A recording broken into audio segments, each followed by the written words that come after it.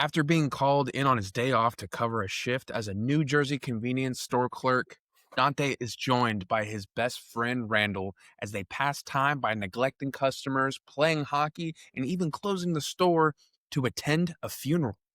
Huh. As the day goes on, Dante encounters struggles within his own personal life regarding his current girlfriend and the desire to get back with his ex, who happens to be engaged.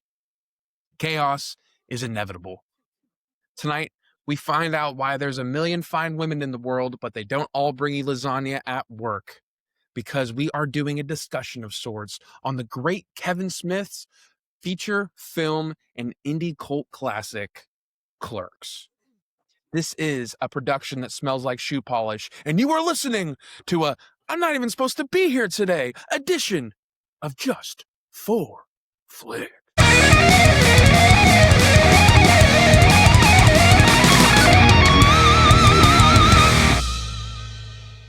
What's going on, guys? It's your boy, Patty B. With me, as always, is Mr. B-Dawg, Mr. Brandon. What's going on, man? How you doing this morning? I'm not even supposed to be here today. Yeah, I'm just Kind of joking. were. I'm supposed to We be. planned on this like a week ago, Yeah, so you're kind I'm of supposed to be here here for this conversation.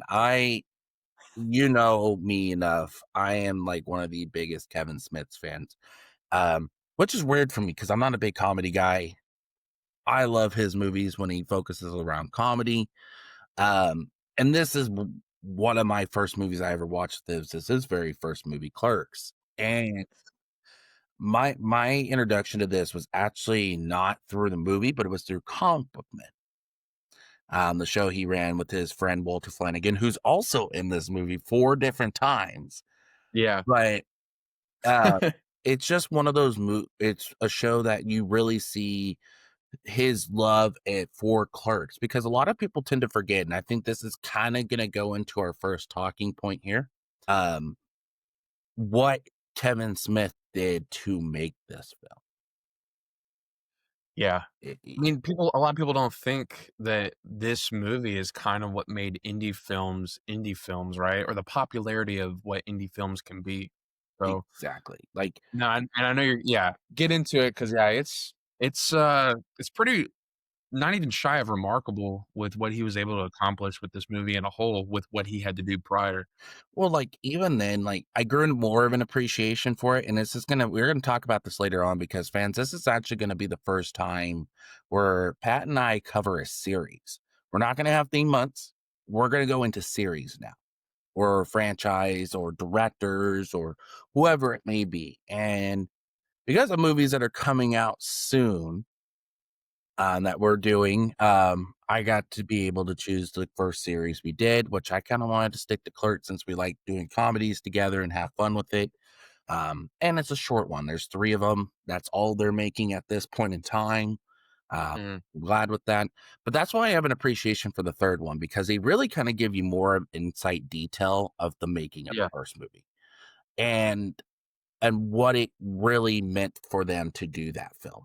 You know, I think for me, one of the things that I really think about when I think about this film is a lot of these actors did not have acting experience beforehand. 48 out of the 50 on-screen actors, this was their very first film. Crazy.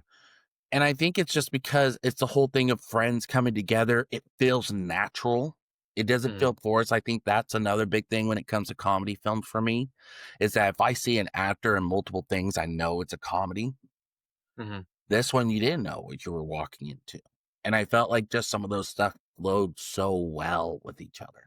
Well, and like I've talked about this to you before, but that's why I feel like the dialogue is so natural driven. Like that's why the conversations that they have within the store are just so fun to listen to. Like again, I don't know if the script was supposed to be what they were saying, or were they just given general ideas and just bouncing off of that. Um, I just I absolutely I've talked about this before with you. I just absolutely love how the characters interact with one another in this. And I think, like you said, that might be a case where everyone kind of knew everybody because they're all from the same community. I mean, that's what I would imagine. Mhm. Was he I know he was friends with Jason Mewes, I believe, too, before this, right? So, if you ever watch Comic Book Man, which I really do highly recommend, it is on Pluto TV right now. But they talked about how he actually met Jason for the first time. He didn't like Jason when he first met him. And it was like one of the funniest things because he was a friend of Walter's and Brian, who are also on that show. Like I said, Walter plays in this movie 4 times. I believe Brian does too, but I don't know how many roles he plays in this film. I think Brian's the bearded guy Mhm. that goes to the store, and then he's also, "I'm gonna break my crazy neck on this ladder," Yeah, going up pretty the much. beat. Uh, but the whole sense of what that is, Jason was one of their friends. They went to a con together and they're like, this guy ain't no funny. This guy ain't funny, but it was just like they grew into such a good friendship later on. But let's go into the budget. Now, the budget for this film is unique, and I'm not going to have Pat do a game today, you guys. I'm not going to put him through this because I think there's more to this story than people tend to forget about. And I also And think B-Dawg told me the budget right before we got yeah, on air, I did so I that was like, too. "We're Um, good." the budget for this film is the second to lowest one we've done on this podcast before, Look at that. and it is $27,000 for this film. Insane. The budget for this film is 27,000. Now, how Kevin Smith got this, and this is something that's dear to me because I've done this in my past too. Um, One of the big things he did was sell his comic book collection to get what he did. I've done it in the past too to help out my family. And so when I learned this about him, it really hit me hard because it was like, hey, in order to achieve a dream or achieve to help others, sometimes you have to be willing to do stuff like that. And for me, that's why I really resonate with Kevin Smith.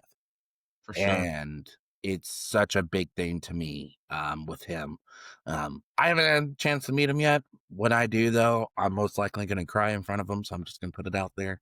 Um, I've got to meet some of the guys from Comic Book Man, a couple people here and there, but man, this guy is just a wonderful guy here. But the thing is with this is opening weekend alone, he made his money back at 31,000.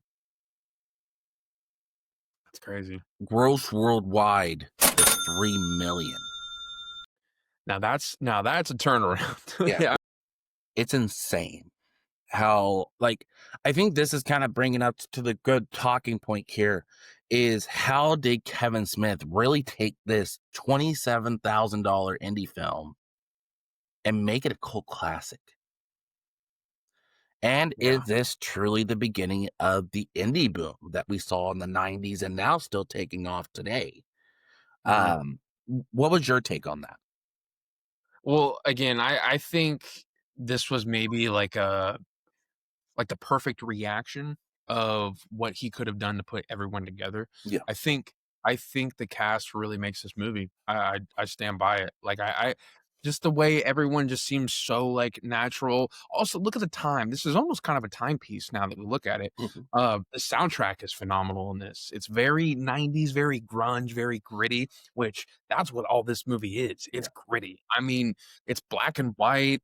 It's you can even tell like I could tell just from us being avid movie watchers and the way the camera work is in this, like, you can tell it's very, like, he's new, like, especially knowing the background behind it now, but it just kinda all makes sense. I just think that for the kind of success that this movie was able to have and have it be such a short budget or a small budget, Mhm.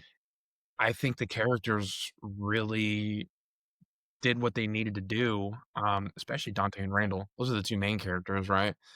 Uh, we have our introduction to Jay and Silent Bob, Yeah. who are legends Iconic. now. Yeah, yeah, it was Iconic, you right? can't go I to a mean, Comic-Con and not fucking see some of spin-off the they got cosplayers. their own spin-off movies.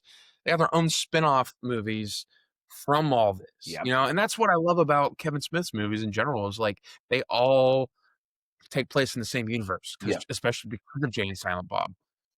Uh, yeah. It's one of those things when you think of Kevin Smith, like, there's a lot of things you don't realize with this film, and I'm gonna talk to you about them right now. One of them was Kevin Smith was actually writing himself to be Randall in this film, not Silent Bob. Yeah, And the sad I thing think is what's so weird when you listen to the comic book man, he wrote Dante and his vision of what he was. And Randall was supposed to be Brian from comic book man as well. The fact is here to me, this is what's so unique too, is the setting is where mm, Kevin Smith worked.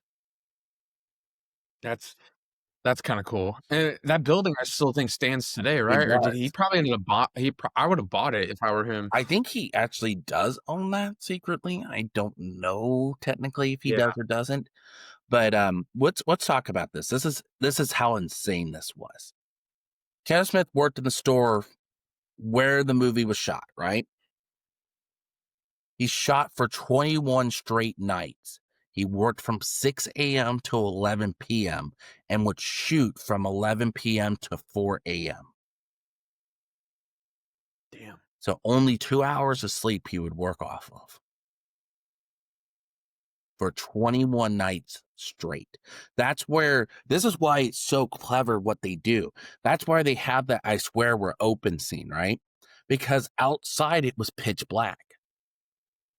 So that's Yeah, why they use that method to go, we're open, and they had the um, store closed at all times.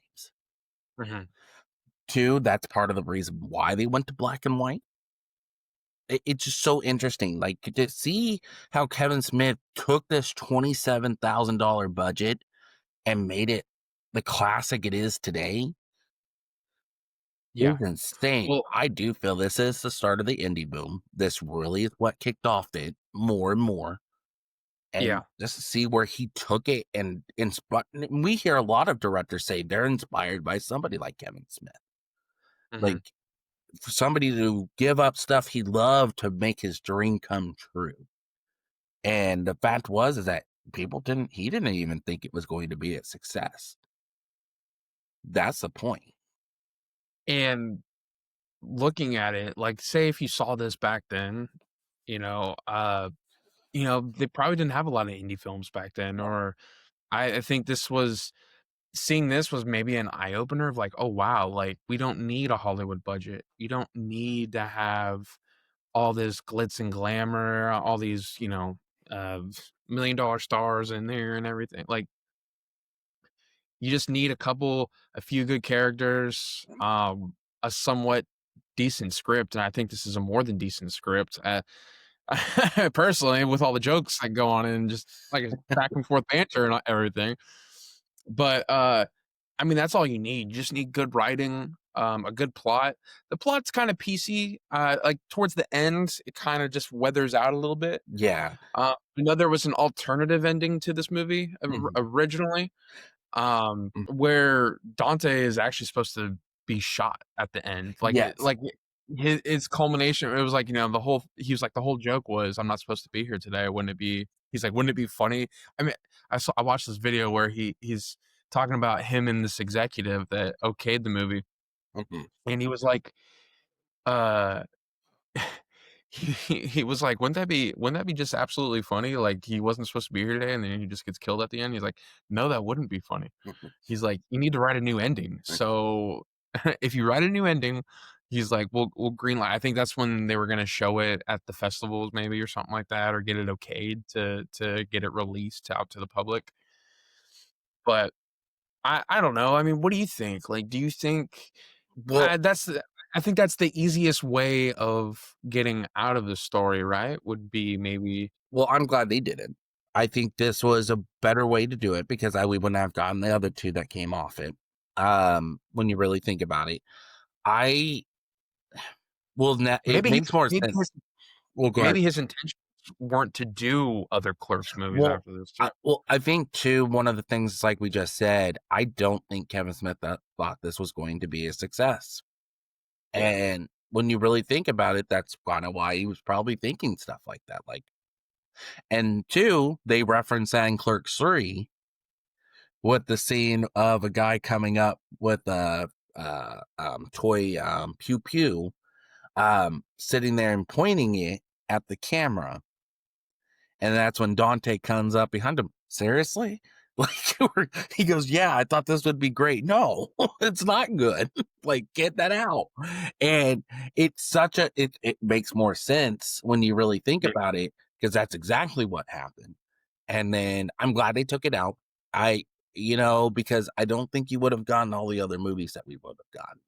I think if they did that one scene in that film, I think it would have changed Mhm. Kevin Smith's outlook on movies completely.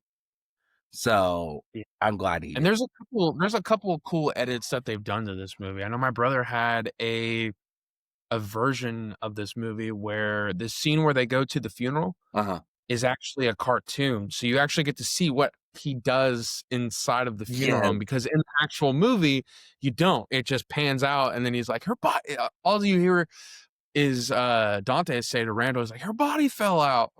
and that Um, that's but one of my favorite scenes of the whole film. I don't care. That scene made me laugh so hard, because that's when they had the whole, how, Randall's cousin passed away, scene. yeah. Um, Oh my, and then I love how it connects at the end. He's like, "Is this the weirdest death you've seen?" He's like, "No, actually, yeah. I It we found this," and it's referring to his cousin that he talked earlier in the movie. I think But it's no, just that's the thing, is like they connect stuff so well. Like the whole "I'm not supposed to be here today," like it gets sprinkled throughout the whole movie, or the exact shoe polish. Like, oh, like you know how many people say, "Oh, it smells like shoe polish." yeah. Like when Caitlin, his ex-girlfriend, enters in, like, the last 20 minutes of the movie, um, she's, like, just talking to him very naturally, and, like, she's just like, "Smells like shoe polish," like, super, super subtle, and that's the thing about this movie is, like, there's just so many, like, cool little nuances sprinkled throughout this film that make it, like, memorable, at least to me. Like, me and my brother quote, 37 all the time. Yeah. Um, like, just 37? there's so many, but, one of my favorite lines, stupid line, but, when Olaf is in it and he goes, "Scrolling." I say that all the time to, within my family and everything. Like, my father-in-law, he's like, I'll go, "Scrolling," and he'll go, "Scrolling." Or he's on the Berserk, he's a big fan of this movie, so the whole Berserker thing is fantastic. Um, Berserker. did he say making Yeah. That's why I said, like, I think there's just a lot of stuff. We kind of went over, like, why they shot in black and white too. I do feel, well, one, I think, and then we'll talk more about it when it comes up, because I would love to talk about Clerks 3 when we talk about it and how it referenced the making of the first and the second one. Yeah. Um, but like the aesthetic choice to go black and white in this film was amazing. When you really think about it, the colors in there were really bad. Like, it was not a good color scheme in Well, that. I think he said the lighting wouldn't react with all the fluorescent lighting wouldn't react well to the camera they had, and he couldn't afford a video package at that time. Exactly. So, his friend, and I don't know his friend's name, but the interview I was watching, his friend is like, I guess he was like 18 at this time, because Kevin Smith's like 22, 23, I believe. His friend that does a lot of the camera work in this actually, was on did work for The Mandalorian, Yeah. which is absolutely crazy. I mean, the fact that we see what comes from this movie to now, Well, I The think a lot of Mandalorian, like, people tend to forget how many actors or people that started in this film are now big names. Like, when you yeah, think Kevin Smith alone, you have that as the director, but not only that, he was an actor in this film. You know, um, yeah, Brian O'Halloran, or what's his face that plays Randall? I don't know why I'm blanking on him. Jeff An Thank you. They went on to make bigger movies. That's why I said a lot of people tend to forget how many people actually made it big in this film. And not only that, later on, how many big name actors kind of got started with Kevin Smith. I think a lot of people tend to forget too. It's like, this guy helped Ben Affleck and Matt Damon kind of get off the ground a little bit. Matt Damon. Matt Damon, um, stinking Team America, um, but I'll cover like even like some of the stuff, like I feel like that's why I said, like, even the Dante Randall relationship through this film, just like we've talked about already, they just bounce off each other so Oh, so well. well, so well. And but the question I have for you now, because Mhm. we know their whole situation in this film. One runs the convenience store, one runs the video store. And pretty much, I hate to say, even though Dante is the main source of why some of the drama happens through this film, it is Yeah. Randall that kind of instigates some of it. Oh, 100%. So, I love when he's telling Veronica at the very I mean, we'll get God, into it. that was When he's so telling messed up. Veronica in the video store, That was so messed up. he's I like, "It's not you, it's Dante." like him, how he was with Caitlin through the film, you know, Oh, I know. the Yeah, hockey scene was another one to me. It just there's just so much, even the whole how he spits in the face of the customer, that scene, I was just like, I, bro. I forg so when we were getting tuned up and ready for this, movie, I hadn't watched this mhm, for a while, like, over a year, maybe 2 years. Um And you just made me fall right back in love with it. Like, I used to watch this movie on repeat when I was younger, yeah. and I loved it, and I think because I've just distanced myself from it a little bit and watched other movies and just kinda forgot about it a little bit, and then, once we decided that we were gonna do this, obviously getting prepped and everything for it, I was just absolutely like, "Oh my god," like, everything that was happening, unfolding was exactly what like, I realized why I love this movie so much, and it is Randall. I think Randall is the best character in this movie, hands down, see, in my opinion. see, I actually just I like Dante. I feel Dante's the better character, but And, I think this kind of leads to my question here a little bit. Is the Dante Randall friendship, are they two sides of the same coin? Or are they just toxic enablers to each other? That's the whole, like, yeah, you it know, kinda goes both ways when you really think about it. I think, uh, Dante is somewhat full of himself, and Mhm. you kinda see that throughout the movie, Yeah. and Randall, I think, kind of brings him to the real world a tad, but he also kinda eggs him on just a little bit too, and that's the thing, it's like, they might be toxic enablers to each other, but I guess they love the toxicity, right? Or they and maybe you can see the chemistry, you can see the friendship. I mean, you can see there's that part where Randall says to Caitlin, he's like, "You heard him again," or something like that. I forget exactly what he says, but it's based, and you kind of see that theme between those two characters throughout the rest of these movies, the love that they have for each other. I mean, we see that in Clerks 2 at the end when in the jail scene. Yeah. Uh, you see that in Clerks 3, A lot but in Clerks Y 3, y right? a lot in Clerks 3 for sure. And I think in Clerks 2 too, it's more Yeah. subtle, it's more, symbolism Right. throughout the movie. Uh, but yeah, no, just in here, I think this kinda lays the groundwork for these 2 characters for sure, obviously, it's the first movie, Yeah. but you see what they're gonna be like and how they might evolve eventually too. And I think, like, I love when they're about to play hockey and the guy comes over, he's like, "Hey, let's have all these can we have some Gatorades?" He's like, "No, because if you grab a Gatorade, everyone's gonna grab these Gatorades." And And then literally, Randall's like, or he's like, "You might as well" the other guy's like, "You might as well go a full 9." He's like, "Yeah, I" he's like, he's blunt, but he's got a point. yeah, Like, the fact that he's willing to say like, "Yeah, I mean, come on. I mean, why not? We're already closing the store to play hockey on top. Might as well just steal all these Gatorades."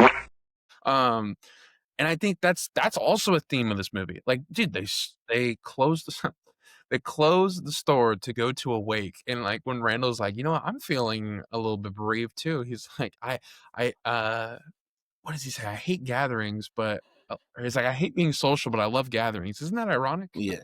Like, I feel like I think they're more the toxic enablers when you really think about it, and the reason Yeah. is, like, I look at it as a Star Wars conversation because 'cause they're trying to talk about something serious, and Randall's like, "What's your favorite Star Wars movie, Return or Empire?" And he goes, "Empire," and then it starts on their whole another conversation, right?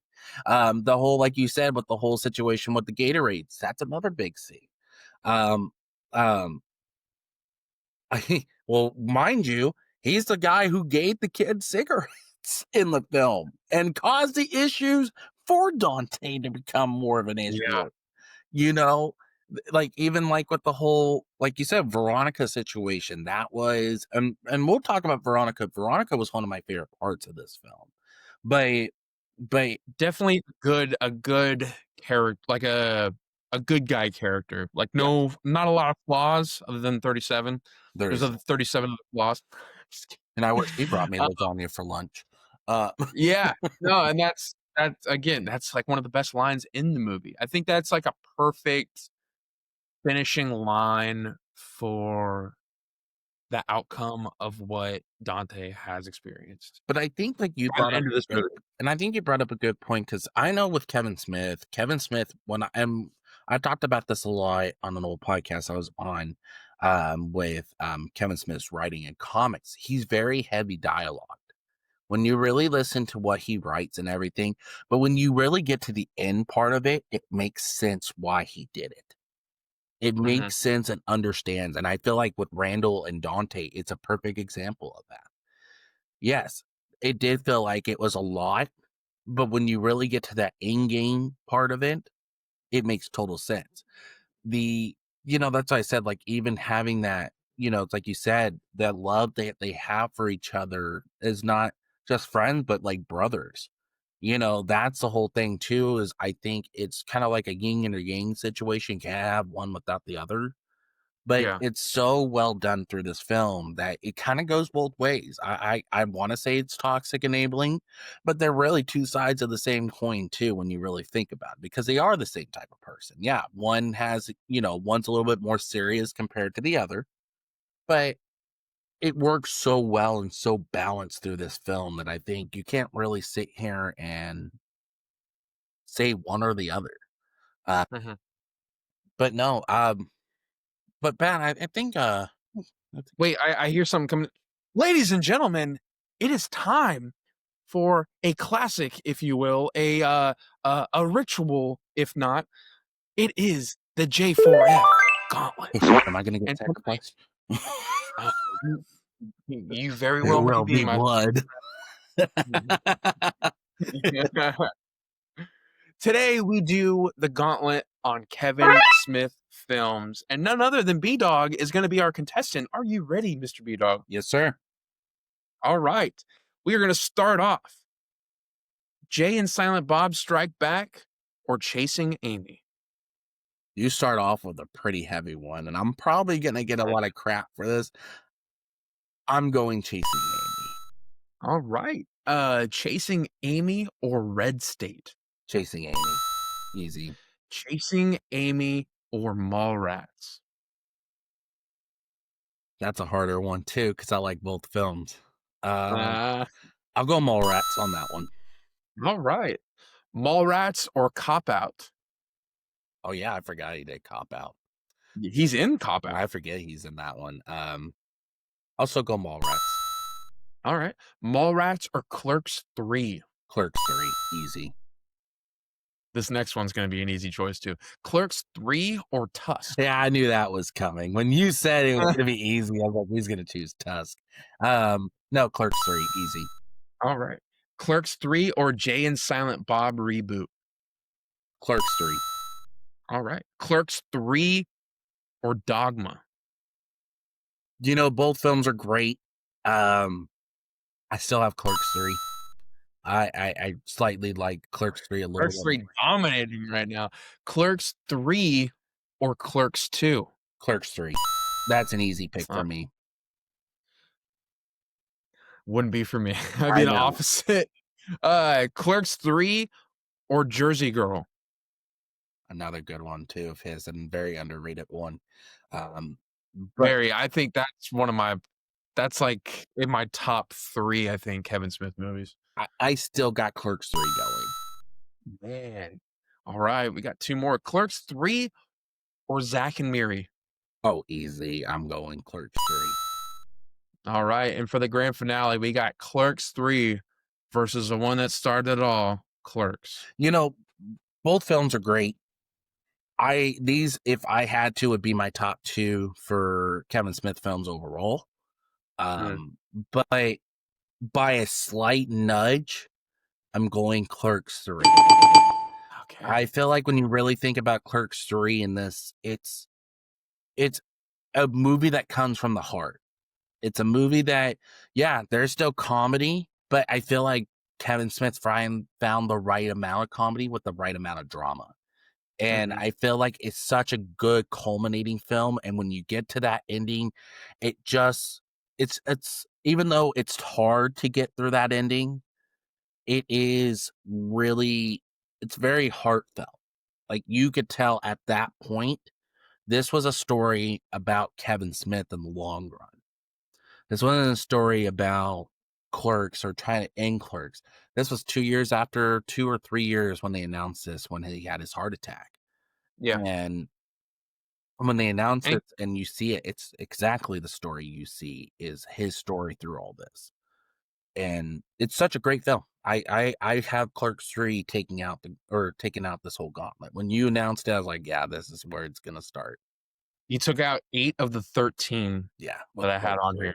That's pretty good. I mean, not I don't yeah, I think it's also on how I was trying to kind of I knew what you liked, so I was trying to sprinkle one here, and try to see what I mean, I think Jay and Silent Bob versus Chasing Amy, or Jay and Silent Bob Strike Back versus Chasing Amy, I knew was gonna be a nice little It's a tough one because I like Jay and Silent Bob Strike Back, but I there's just that slight edge for Chasing Amy. yeah, I get it, and you're especially with your love for comic books, Yeah. and I I can just see feel why you like read. it's harder for me to watch Jay and Silent Bob more on repeat than it is for Mhm, me to watch Chasing Amy. I can watch Chasing Amy a lot, but Jay and Silent Bob Strikes Back, sometimes I have to be in the right mood to watch it. yeah. So I feel like for me, that was easy. When you came up with Reboot as well, I didn't like Reboot as much. I don't either. I thought I it just put it in there because it was one of his I mean, especially with Cop Out, like, I saw Cop Out, I was like, "Oh, I forgot Cop Out was one of his." I actually saw Cop Out in the theaters, Yes. and at the time when it came out, I didn't know that it was even a Kevin Smith movie. Yeah. I Um, forgot all it about makes that it makes sense because I remember seeing him in it, and I was like, "Holy shit, Kevin Smith's in this movie." one. Um, and it's kinda cool that he was able to do some work with Bruce Willis Yeah. and Tracy Morgan. I Yeah. think that's awes like, Bruce Willis is one of my favorite actors of Y all time, dude. yeah, One of the best my one of the very, best very action very slept on film with him, ready? And he's a small scene in it. It is Ben Affleck's, Daredevil. He's in a very small scene in the film, but he's the one that's examining the cane for the reporter.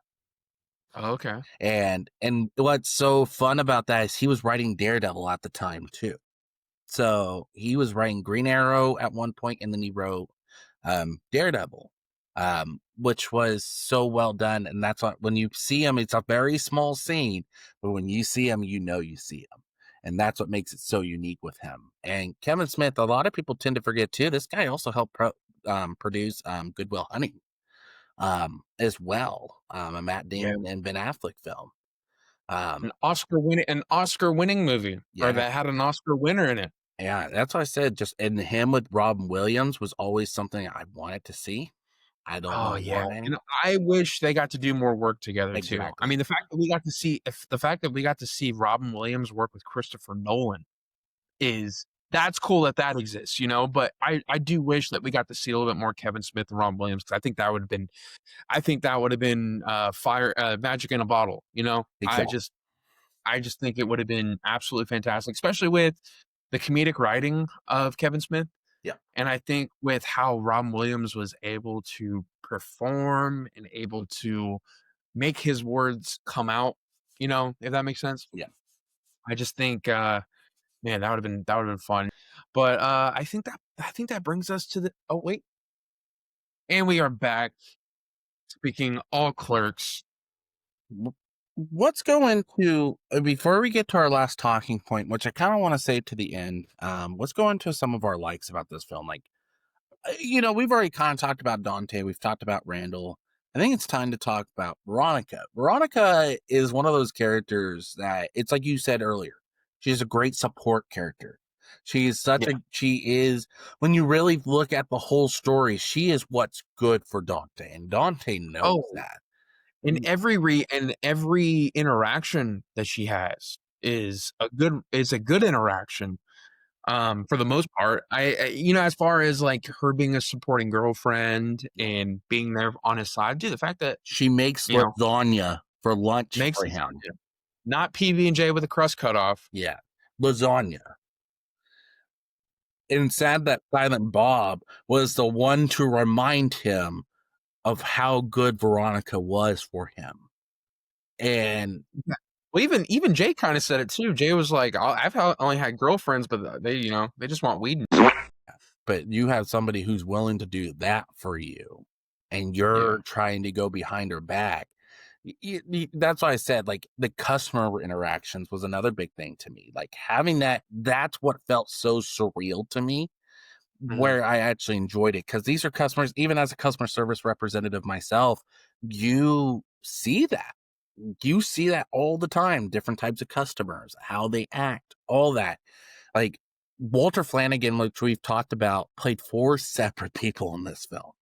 I Both know. of them were customers. One of them was the one that was doing the eggs, sitting Yep, there just like, "That was one of my favorite customers." He's like, he's trying to find the perfect set of eggs, and he goes, dude. And then the counselor or the lady that comes in and is talking to them, like, oh, I've seen this kind of behavior before. Oh, bro, like that scene was just just like, "What the fudge?" Like, that's well, why I that's feel and like that this humor movie hit. is there's so many surprise things that happens in this movie. You're like, wait, did they just say that? Like with the whole, even with the whole like Randall spitting in the dude's face. Yeah, Like the dude's just talking. Randall's trying to have a conversation with Dante, and he's completely neglecting this customer that's coming in, yeah, and the customer's like reading off of tabloids, and then Randall just spits it at him to shut him up, basically. yeah. Oh my gosh, Like, no, even, like, it's his interaction with, like, one of my favorite scenes with Randall, you ready? Is when he's in the video store and the woman's like, "Scrappy pet," or "Scrappy pup." oh Eh, dude, but there's a fun fact about that. He felt so uncomfortable in going off that list of, I can't say the word on here either because of community guidelines, but, pretty much when he's going off all the, adult films that he was talking about, he felt. he's ordering them for the store, by the way. Yeah, and this is the scene is pretty much him in front of this mom and daughter, but he felt so uncomfortable that they had to take the woman outside while he read off those films, because he's like, they don't need to hear that. Like, I don't feel comfortable in saying that in front of them. And so they took him outside, let him say it, and then they brought her back.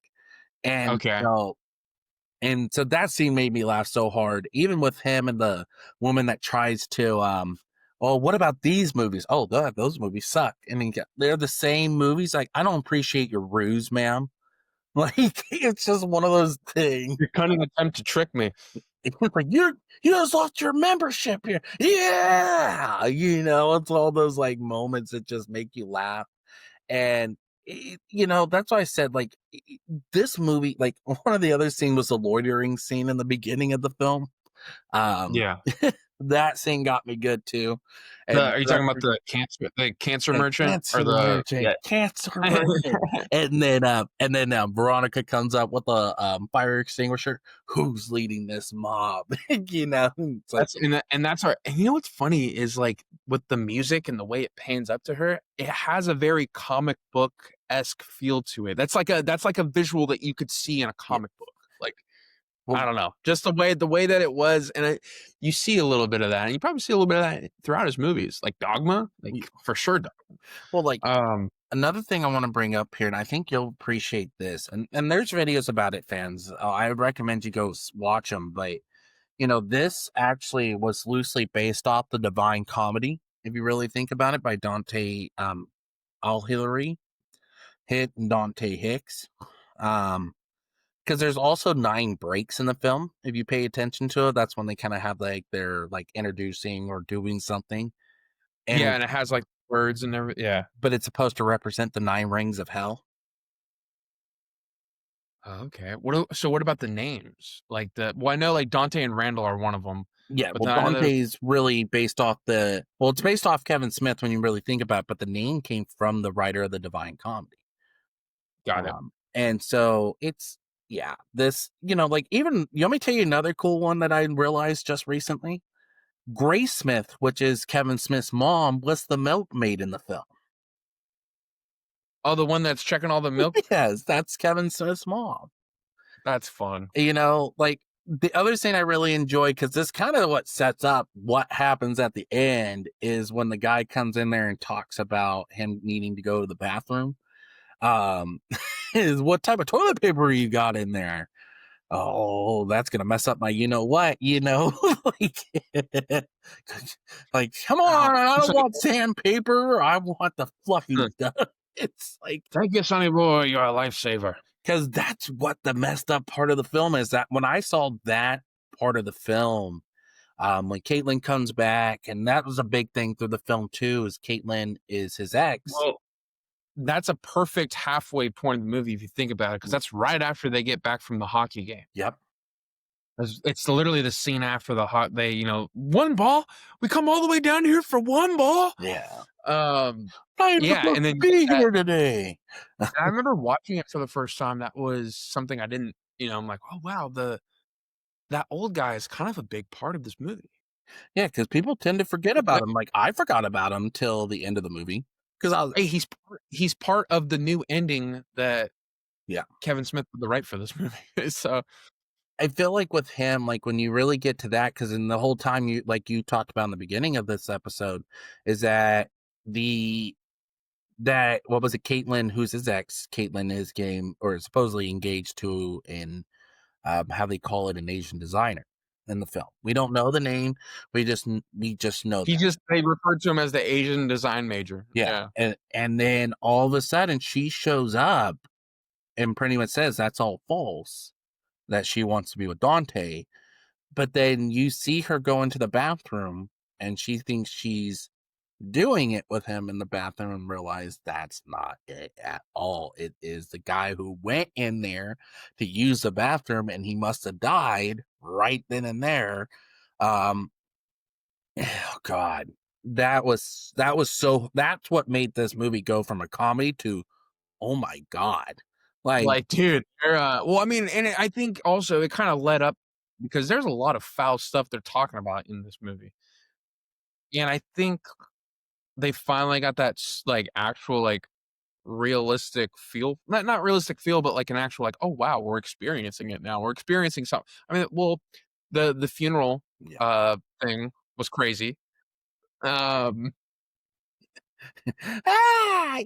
Dude, I love that song that goes with that too, because I'm running out of the funeral yeah. home, and then they're running and taking off in the car.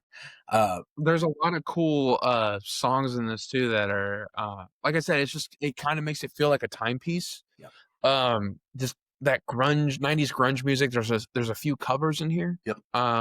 You Can Go Your Own Way from Fleetwood Mac, and I To believe, walk the road, dun, dun. What a Wookie! Yeah, yeah.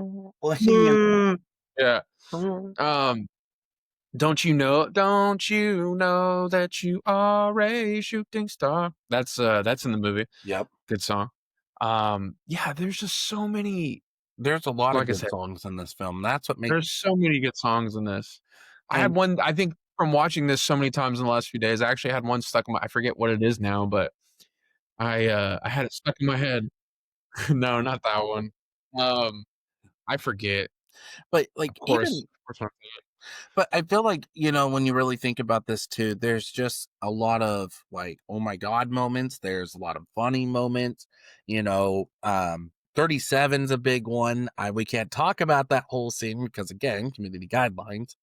But I feel like with the 37 scene, that's what kind of made me go, this is gonna be a funny movie, because it was Yeah. that sense of, it kind of sets it off, even Randall kind of referencing back, like the kind of thing, like Well, even when he's like, "Oh, Dante's or Randall's here," and she's like, "Hey, Randall, 37." 37, and it's like, Yeah, you had to tell him, and it's like, well, I need perspective. Like, yeah. but it's such a great film overall with them two alone, and that's why I said, like, I feel like this kinda was there other parts that you liked or disliked about the film? I don't like Caitlyn's character, if I I'm being don't either. honest. She's one of the weak I points. Like, She's a weak point. I didn't I There's another little I do like about it, and it's the Rick Derris character yeah, because that guy is Grizzly Adams. sprinkled in Mallrats a lot. Grizzly Adams. Grizzly. But, there's not a lot of dislikes. Like I said, Caitlyn's probably, I think, the main antagonist of this movie, if you Uh, think about it. But I also think that Dante is an antagonist to well, himself. that's what I was just about to say. I look at He's it very as good. more Dante's more your antagonist to I do himself. not think Randall is the antagonist at all. I think, He's the like you said, enabler. more And exactly, he's more the the enabler. But, yeah, especially Caitlyn didn't have a big role. I think Veronica had a more impactful role in this compared to her, yeah. personally. Let Um, me ask you this, like, do you because we did get reference to Caitlyn in the beginning of the film. yeah, Do you if you saw Caitlyn from the beginning of the film, would you have had a different perspective about her and throughout the film, or are you glad she came up when she did? possibly, but I also think just I didn't like her character, like, the kind of person she was. I didn't either. And especially the kind of person that other people were depicting of her. Yeah, I liked Veronica because Veronica, everything was real about her, everything was very genuine about her, yeah. and that's why I think I clinged more to her for sure. So this kind of leads to our last point of the video, because I don't have any other likes or dislikes. It's just a funny movie overall, and I feel like people should give it. Rewatchable movie, by the way, Yeah, folks. I think this Rats are my 2 favorite of his to just have on re I could have them on all day, and, it doesn't bother me. so I know that sounds crazy, but they're just that good, in my opinion. let me ask you this, Pat, to kind of end it out. Do you think this film still holds up in 2025? Uh, yeah, I would say so, about 90% of it. Yeah, I think, if you can get through the vulgarity, plus, it's funny, dude. There's nothing that's really bad about this movie when it comes to humor. yeah, Is it raunchy? I mean, absolutely. yeah. You kind of get a little bit more. He kind of steps up the raunchiness in Clerks 2, Oh yeah, but I think, oh yeah, oh yeah. it's probably Clerks 2, and we'll talk about it. Clerks 2 is probably the raunchiest movie he has, other than I would say Jay and Silent Bob Strikes Back is very But raunchy even as well. then, I would still put Clerks 2. Zack and Miri, but yeah, Yeah, like Clerks 2 was like, oh my god. Clerks 2 is wild. Uh, but, I don't think yeah, no, I think this movie ages perfectly, and I think also the black and white has a lot to do with it. Like we talked about, the grittiness of it, This the it's just it's a this movie for me is a comfort movie, and I think a lot of it has to do with just the way it's filmed, the way it appears on the screen. Like I was saying earlier too, the camera work in this movie, you can tell that Kevin Smith was a newer director, a new filmmaker. Like everything about this, I think even like I said, his friend earlier was 18 years old and he was part of the camera crew. I would imagine he's doing some of these shots. He had an 18-year-old behind the camera. yeah, Come on now. Like he there's barely got out a of child labor laws right there, but well, it was probably voluntary, I would imagine. Um, I get it. It's but, there's that one scene with Heather is it Heather's cousin or not? the one where he gets the, ticket because he sold, And or the the and the fine. chick is with Rick Derris Yeah, in it, and, there's a camera shot where, you could tell it's just Dante speaking to nobody because yeah. just the way it pans on, he's like, "You're Heather's sister?" Or, and you could tell it just right on him, and, the way he's, kinda staring off the camera, he's got a frozen face, it feels very newbie-like, Well, and the way characters sit out in front of the store, with the whole when he's like, mm, try not to suck any blah, blah, blah," yeah. on the way to the parking lot, and that guy, the way that guy reacts, I was like, "Man, this is all very, It's very you could tell real. It's very, it's but very real, but it's all and I think that maybe the realism from it is what makes it seem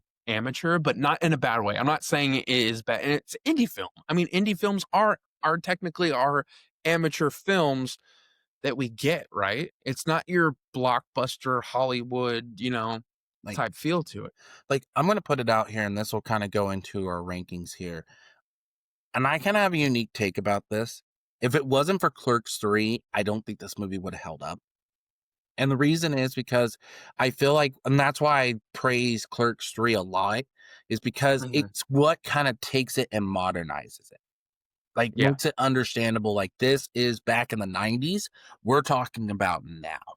And I feel like I with that, like, it's just that, like, some of the humor, like, you could tell it's 90s fit. Like, I watched it Mhm. again and I was like, yeah, I don't know if that humor would really cross over to what it is now. But still, that's Kevin Smith. Like, that's just Yeah. his type of humor. And I still enjoy the film. It is a movie that I really hold dear and near to my heart. And it just really shows you how much, you know, and Kevin Smith's, like I said, had a big part of my life.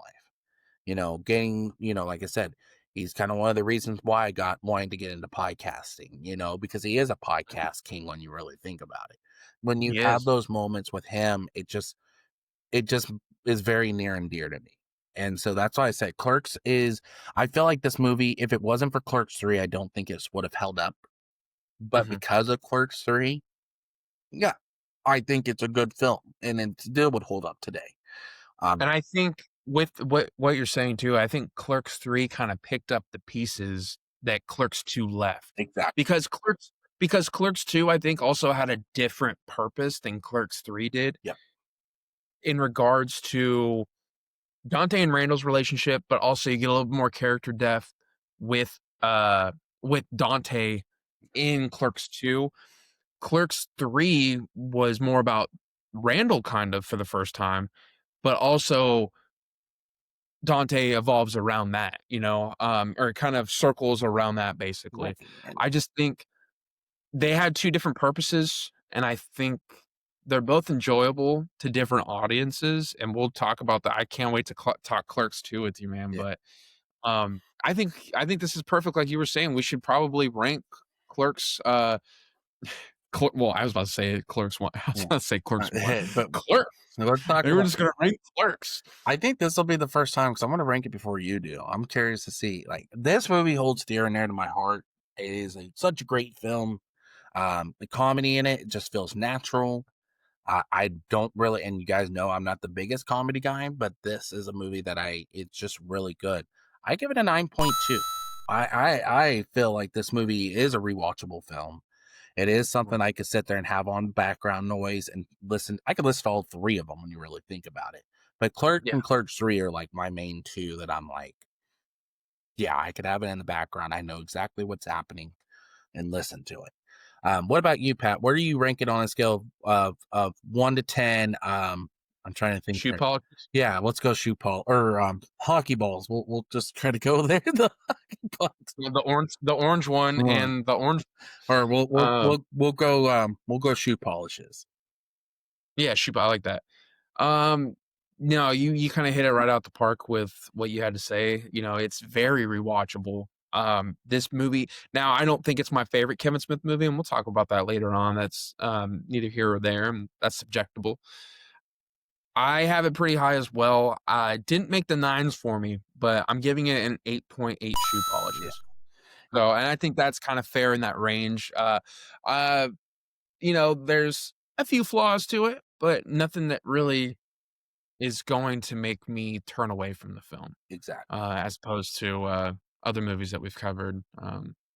Talking to you, Mary Poppins. And then it's Uh, whatever. You no, know I what? just Mr. Patty B and I are gonna get you to rewatch that film because I do I've think already you need to give it. watched 4 times. It's enough times for my We're gonna lifetime. do another review on it soon, so just be prepared. Like, I would love to do why you What, don't. Mary Poppins Revisited? Yeah, or We Mary can do the Poppins we can do the Returns, newer no pun intended. That we can do the that's the thing, we could do the newer one, yeah, we and say see how much Patty better B. it is. No, but, But no, I I just agree. think this movie does stand a test of time. I think, long after we're gone, it'll still be celebrated, it'll still be watched. People c this is a that'll be it'll definitely, I think, have a more impactful role Exactly. on everyone that watches it in the future, more impactful than us, just because there's just so many good there's so many realistic things they say and a lot of life lessons that they Well, say. I Stuff that doesn't stick, stuff that's not gonna change your life, but stuff that you can be like, "Oh, wow." well, Like, that's an interesting perspective on how to say it. it's gonna have a cultural impact too because this was, like we said, the start of the indie boom. When you really Mhm, think about it, when you have indie films now that are making waves, and you can't sit here and not go back to Clerks. Clerks was the start of that. The Clerks was the one that kind of put indie films on the map a little bit. And then you start having all these films start coming out. Like, what was it? You even have actors winning best actors or actresses winning best actresses roles from independent films. It mhm, shows you how well it is, and it's just a really well done little area of movies. And you can thank Kevin Smith for that. Kevin Smith was that start and that spark that needed for independent films. Period. I'm gonna like I feel like that's a drop mic moment right there. Like it just shows you how much Kevin Smith has an impact on movies if you like it or if you don't. It's such a great moment for him to make this movie, and it's such a cult classic for a reason. But mhm. I feel like this is a great way to head out of the podcast.